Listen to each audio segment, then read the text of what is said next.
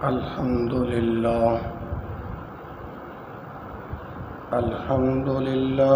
وحده والصلاة والسلام على من لا نبي بعده أما بعد باب الترہیب من مساوی الاخلاق، یعنی بری اخلاق سے ڈرانے کا بیان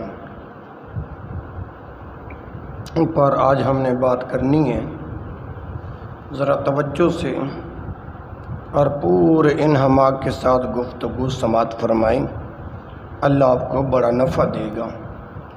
عن ابی ہریرہ رضی اللہ عنہ قال قال رسول اللہ صلی اللہ علیہ وسلم ایاکم والحسد فإن الحسد یأکل الحسنات کما تأکل النار الحطب، اخرجہ ابو داود ولابن ماجہ من حدیث انس رضی اللہ عنہ نحوہ۔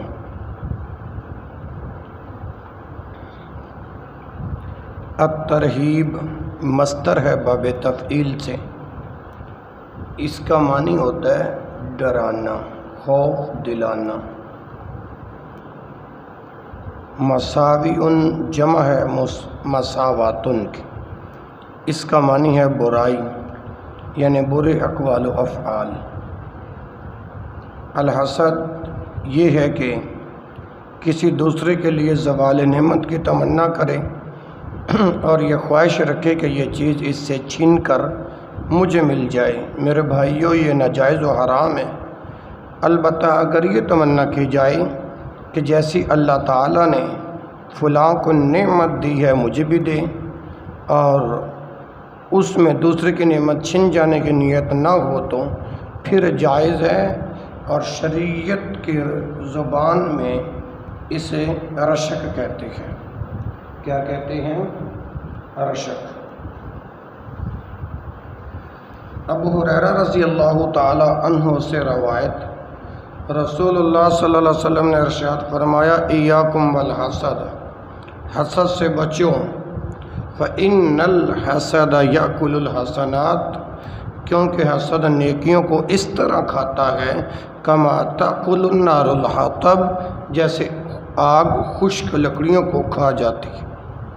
میرے بھائیوں، یہ روایت اگرچہ کمزور ہے لیکن دیگر صحیح احادیث میں حسد کی مذمت و حرمت موجود ہے، جیسا کہ ایک حدیث میں یوں منع کیا گیا ہے کہ لا تحاسدوا، ایک دوسرے سے حسد مت رکھو۔ اسی طرح ایک روایت میں ہے کہ کسی بھی مومن بندے کے دل میں ایمان اور حسد اکٹھے نہیں ہو سکتے۔ حسد سے ممانعت کی حکمت یہ بیان کی گئی ہے کہ فی الواقع حاسد اللہ تعالیٰ پر ناراض ہو رہا ہوتا ہے کہ اسے وہ چیز کیوں دی، مجھے کیوں نہ دی، حالانکہ اللہ تعالیٰ حکیم ہے، وہ جس کے لیے جو چیز بہتر سمجھتا ہے اسے وہ عطا کر دیتا ہے۔ اور یاد رکھو، حسد جہاں خود کبیرہ گناہ ہے وہاں دیگر بہت سے گناہوں کا سبب بھی بنتا ہے۔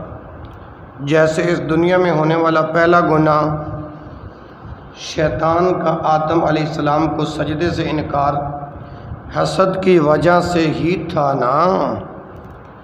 اسی طرح آدم علیہ السلام کے بیٹے قابیل نے حابیل کو حسد کے بنا پر ہی قتل کیا تھا۔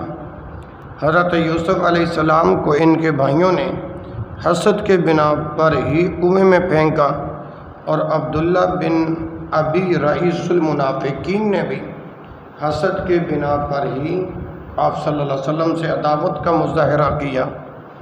عن ابی ہریرہ رضی اللہ عنہ قال قال رسول اللہ صلی اللہ علیہ وسلم لیس الشدید بالسرعۃ انما الشدید الذی یملک نفسہ عند الغضب۔ ابو ہریرہ رضی اللہ تعالیٰ عنہ فرماتے ہیں کہ رسول اللہ صلی اللہ علیہ وسلم نے فرمایا لیس الشدید بالسرعۃ، بہادر وہ نہیں بالسرعتی جو کسی کو پچھاڑ دے، انما الشدید الذی یملک نفسہ عند الغضب، بلکہ بہادر وہ ہے جو غصے کے وقت اپنے نفس پر قابو پا لے۔ الشدید یعنی قوی و بہادر، السرعہ ایسا طاقتور جو اپنی قوت و طاقت سے لوگوں کو پچھاڑ دے۔ میرے بھائیوں، اس حدیث سے معلوم ہوا غصہ پر قابو پانا سب سے بڑی بہادری ہے۔ قرآن مجید میں اللہ تعالیٰ نے اہل ایمان کی ایک صفت یہ بیان کی ہے، وَإِذَا مَا غَضِبُوا هُمْ يَغْفِرُونَ، وَإِذَا مَا غَضِبُوا، اور جب غصے میں آتے ہیں، ہم یغفرون، تو معاف کر دیے جاتے ہیں۔ اسی طرح ایک دوسرے مقام پر یہ صفت بیان کی ہے اللہ رب العالمین نے، وَالْكَاظِمِينَ الْغَيْظَ، وہ غصے کو پی جانے والے ہیں۔ ایک آدمی نے نبی کریم صلی اللہ علیہ وسلم کو بار بار کوئی وصیت کرنے کو کہا تو آپ صلی اللہ علیہ وسلم نے سے ہر بار ایک ہی وصیت فرمائی، لا تغضب، غصہ مت کر۔ ایک روایت میں ہے کہ جو شخص غصہ پی گیا حالانکہ وہ اسے نافذ کرنے کی طاقت بھی رکھتا تھا تو روز قیامت اسے تمام مخلوقات کے سامنے بلا کر اختیار دیا جائے گا کہ جو چاہے جنتی عورت پسند کر لے۔ میرے بھائیوں، غصہ ایک طبعی خصلت ہے، اس لیے اگر کسی کو غصہ آ جائے تو اسے دور کرنے کا طریقہ یہ بتایا گیا ہے کہ وہ تعوذ پڑھے، یعنی اعوذ باللہ من الشیطان الرجیم۔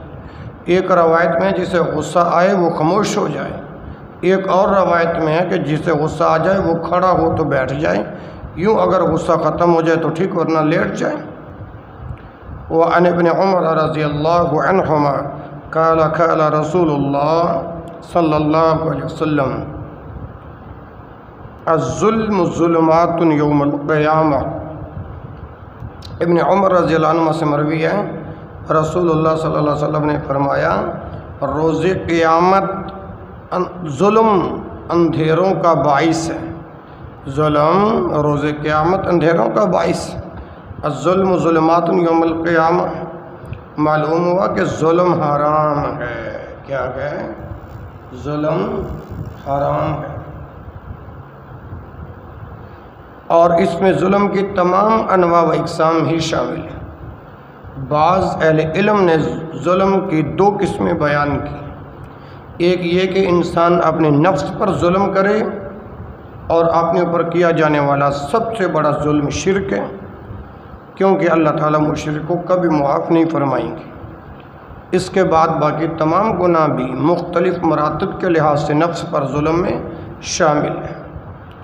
ظلم کی دوسری قسم یہ ہے کہ اپنے علاوہ دوسرے بندوں پر ظلم کیا جائے، خواہ کسی کی جان پر، مال پر یا عزت و آبرو وغیرہ پر، تو میرے بھائیو یہ سب حرام ہے۔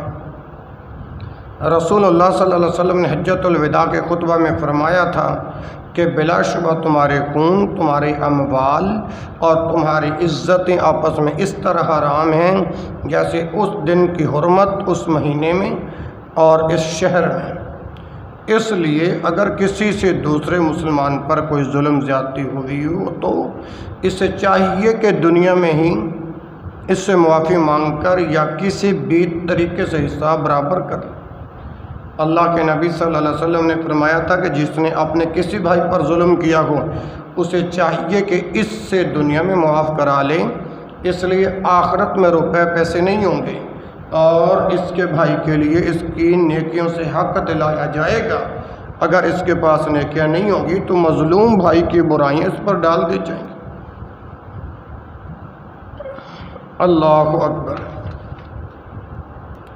میرے پیارے بھائیوں، ان احادیث کو سن کر اپنی اصلاح کرنے کی کوشش کریں۔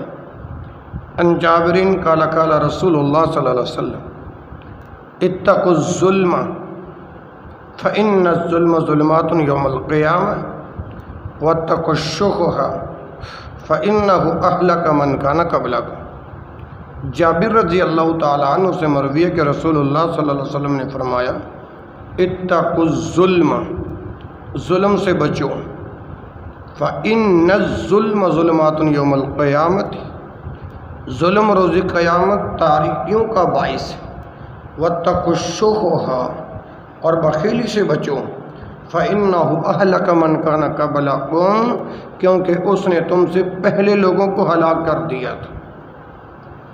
یعنی الشح جو پاس ہے اس میں بخیلی و کنجوسی، اور جو پاس نہیں اس کی حرص و طمع۔ اس حدیث سے ظلم کے ساتھ ساتھ بخیلی و لالچ کی بھی حرمت ثابت ہوتی ہے، اور قرآن پاک سورۃ الحشر میں اللہ رب العالمین نے فرمایا وَمَن یُوقَ شُحَّ نَفْسِهِ فَأُولَٰئِکَ هُمُ الْمُفْلِحُونَ، جو شخص اپنے نفس کی بخیلی و حرص سے بچا لیا گیا تو یہی لوگ کامیاب ہونے والے ہیں۔ اسی طرح ایک اور مقام پر فرمایا وَلَا يَحْسَبَنَّ الَّذِينَ يَبْخَلُونَ بِمَا آتَاهُمُ اللَّهُ مِنْ فَضْلِهِ هُوَ خَيْرٌ لَّهُمْ بَلْ هُوَ شَرٌّ لَّهُمْ سَيُطَوَّقُونَ مَا بَخِلُوا بِهِ يَوْمَ الْقِيَامَةِ، اور جنہیں اللہ تعالیٰ نے اپنے فضل سے کچھ دے رکھا ہے وہ اس میں اپنی کنجوسی کو اپنے لیے خیال نہ کریں، وہ اس میں اپنی کنجوسی کو اپنے لیے بہتر خیال نہ کریں، بلکہ وہ ان کے لیے نہایت بدتر ہے، بل وہ شر اللہ سیطوقون ما بخلوا بہ یوم القیامہ، ان قریب روز قیامت یہ اپنی کنجوسی کی چیز کے توق ڈالے جائیں گے۔ اللہ کے حبیب صلی اللہ علیہ وسلم نے فرمایا شدید بخیلی و کنجوسی نے تم سے پہلے لوگوں کو خون بہانے اور حرام کاموں کو حلال کرنے پر آمادہ کر دیا تھا۔ ایک روایت میں ہے کہ انسان میں بدترین خصلت شدید بخیلی ہے۔ بخیلی کی اس قدر مذمت کی وجہ سے رسول اللہ صلی اللہ علیہ وسلم ہر نماز میں بخیلی سے اللہ تعالیٰ کی پناہ پکڑتے تھے۔ اللہ اکبر۔ وعن محمود بن لبید رضی اللہ عنہ قال قال رسول اللہ صلی اللہ علیہ وآلہ وسلم ان اخوف ما اخاف علیکم الشرک الاصغر الریا، اخرجہ احمد باسناد حسن۔ حضرت محمود بن لبید رضی اللہ تعالی عنہ سے روایت رسول اللہ صلی اللہ علیہ وسلم نے فرمایا ان اخوف ما اخاف علیکم الشرک الاصغر، سب سے زیادہ میں تم پر جس چیز سے خائف ہوں وہ شرک اصغر ہے، یعنی الریا، ریاکاری ہے۔ اسے احمد نے حسن سند کے ساتھ روایت کی۔ الریا، ریاکاری و دکھلاوا مراد ہے لوگوں کو دکھانے اور ان میں قابل تعریف بننے کی غرض سے کسی نیک کام کا اظہار کرنا، یا تو دکھا کے نیک عمل کرنا یا عمل کر کے لوگوں کو بتاتے پھرنا۔ ریاکاری کو چھوٹا شرک اس لیے کہا گیا ہے کیونکہ ہر نیک عمل کو صرف اللہ تعالیٰ کے لیے کرنا چاہیے، لیکن ریاکار وہ عمل لوگوں کو دکھانے کی غرض کرتا ہے اور یوں وہ لوگوں کو اللہ تعالیٰ کا شریک بنا دیتا ہے۔ شرک اصغر کا مرتکب دائرۂ اسلام سے خارج تو نہیں ہوتا، مگر یاد رکھیں کہ یہ عمل خطرناک ضرور ہے۔ معلوم ہوا اسلام میں ریاکاری حرام ہے، اور قرآن میں منافقین کی یہ صفت بیان کی گئی ہے وَإِذَا قَامُوا إِلَى الصَّلَاةِ قَامُوا كُسَالَىٰ يُرَاءُونَ النَّاسَ، وہ جب نماز کے لیے کھڑے ہوتے ہیں کسالہ تو سست کھڑے ہوتے ہیں، یراؤون الناس اور لوگوں کو دکھاتے ہیں۔ ایک اور مقام پر فرمایا کہ وما امروا الا لیعبدوا اللہ مخلصین لہ الدین، اور لوگوں کو صرف یہی حکم دیا گیا وما امروا الا لیعبدوا اللہ مخلصین لہ الدین، کہ وہ دین کو اللہ کے لیے خالص کرتے ہوئے اس کی عبادت کریں۔ میرے بھائیوں، ایک روایت میں ہے روز قیامت سب سے پہلے شہید، قاری اور سخی کو جہنم میں پھینکا جائے گا، اس لیے کہ انہوں نے اپنے اپنے عمل میں ریاکاری کی ہوگی۔ اور یہاں پر یہ بات یاد رہے کہ اگر کوئی نیک عمل لوگوں کو عزت حاصل کرنے کی غرض سے نہیں بلکہ ترغیب دلانے کے لیے دکھایا جائے تو اس میں کوئی مذائقہ نہیں، جیسا کہ قرآن مجید میں ہے اگر تم صدقات کو ظاہر کرو تو وہ بھی بہت اچھا ہے، اور اگر انہیں چھپاؤ اور فقراء کو دو تو وہ بھی تمہارے لیے بہتر ہے۔ وعن ابی ہریرہ رضی اللہ عنہ قال قال رسول اللہ صلی اللہ علیہ وسلم آیت المنافق ثلاث اذا حدث کذب واذا وعد اخلف واذا تؤمن خان، متفق علیہ۔ ولہما من حدیث عبداللہ بن عمرو رضی اللہ عنہ واذا خاصم فجر۔ میرے محترم بھائیوں، توجہ کرنا، بڑی اہم حدیث اللہ کے نبی صلی اللہ علیہ وسلم کی آپ کے سامنے پڑھی ہے۔ وعن ابی ہریرہ رضی اللہ عنہ، حضرت ابو ہریرہ رضی اللہ عنہ سے مروی ہے قال قال رسول اللہ صلی اللہ علیہ وسلم کہ رسول اللہ صلی اللہ علیہ وسلم نے فرمایا آیت المنافق ثلاث، منافق کی 3 علامات ہیں۔ اذا حدث کذب، جب بات کرے تو جھوٹ بولے، واذا وعد اخلف، اور جب وعدہ کرے تو خلاف ورزی کرے، واذا تؤمن خان، اور جب اسے امانت دی جائے تو خیانت کرے۔ ولہما من حدیث عبداللہ بن عمرو، اور صحیحین میں عبداللہ بن عمرو رضی اللہ عنہ کی حدیث میں اتنا اضافہ ہے وَإِذَا خَاصَمَ فَجَرَ، اور جب جھگڑے تو گالی گلوچ کرے۔ آیت المنافق، منافق کی نشانی، منافق اس میں فاعل کا صیغہ ہے، باب نافقہ ینافق بروزن مفعلہ سے مراد اس سے وہ شخص ہے جو ایمان کو ظاہر کرے اور کفر کو چھپائے، ایسا شخص اعتقادی منافق ہے، لیکن اگر اس میں کفر تو نہ ہو مگر مذکور علامات پائی جائیں تو وہ عملی منافق ہے۔ تو یوں منافقی 2 قسمیں ہوئیں، ایک اعتقادی منافق، دوسرا عملی منافق۔ خاصما یعنی جھگڑا کرنا فی الماضی کا صیغہ ہے، باب خاصما یخاصم بروزن مفعلہ سے جھگڑا کرنا۔ فجرا فی الماضی کا صیغہ ہے، باب فجرا یفجر بروزن نصر سے، اس کا معنی ہے گالی گلوچ کرنا، بد زبانی کرنا۔ صحیح بخاری میں عبداللہ ابن عمر کی روایت میں یہ الفاظ کہ جس شخص میں مذکورہ 4 خصلتیں ہوں گی وہ خالص منافق ہے، اور جس میں ان میں سے کوئی ایک خصلت ہوگی وہ نفاق کی خصلت پر ہوگا۔ معلوم ہوا جھوٹ بولنا، وعدہ خلافی کرنا، امانت میں خیانت کرنا، لڑائی جھگڑے کے وقت بد زبانی اور گالی گلوچ کرنا منافق کی علامات ہیں، اور جس میں ان میں سے کوئی ایک علامت پائی جائے گی وہ نفاق کے ایک شعبہ پر ہوگا۔ مذکورہ 4 کام حرام ہیں، اور کتب احادیث میں ان کے الگ الگ تفصیلات موجود ہیں جنہیں طوالت سے اجتناب کی غرض سے عرض کیا جا رہا ہے۔ وقت پورا ہو گیا، انشاءاللہ کل کے درس کے اندر اس کا دوسرا حصہ آپ کی خدمت میں عرض کیا جائے گا۔ اللہ ذو الجلال والاکرام سے دعا ہے جو کہا گیا، جو سنا گیا، اللہ میرے سمیت سبنا کو عمل کرنے کی توفیق نصیب فرمائی۔ سبحانک اللہم و بحمدک، اشہد ان لا الہ الا انت، استغفرک و اتوب الیک، وآخر دعوانا الحمد للہ رب العالمین۔